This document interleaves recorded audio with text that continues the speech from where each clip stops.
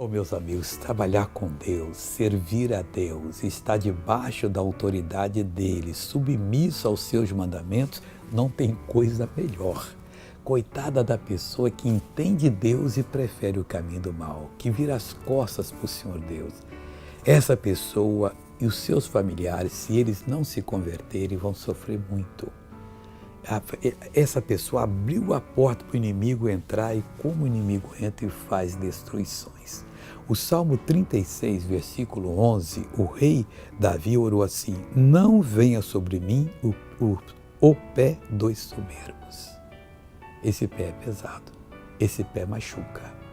Não abra para o inimigo de jeito algum, que você vai sofrer muito. E não me mova a mão dos ímpios, não. Quem vai me mover é o Espírito de Deus. Eu vou ser de Deus a vida toda, eu vou ter triunfo na vida, eu vou ser uma bênção. É o que Deus está falando com você. Creia e seja essa pessoa agora.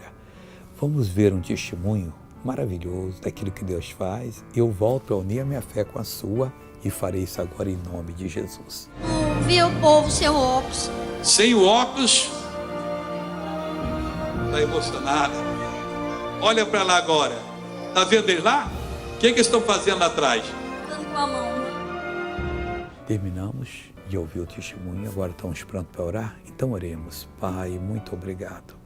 Não queremos o pé do soberbo sobre nós e nem ser movidos pelas mãos do ímpio. Ao contrário, Pai, nós queremos a vitória, nós queremos o sucesso. Pai, os ímpios não têm nada para nos mover. Quem tem é o Senhor, unicamente. Agora, Pai, eu abençoo essa pessoa dizendo o seguinte: termine agora a obra do inimigo na sua vida. Saia em nome de Jesus e você diz obrigado, Senhor. Em nome de Cristo e amém.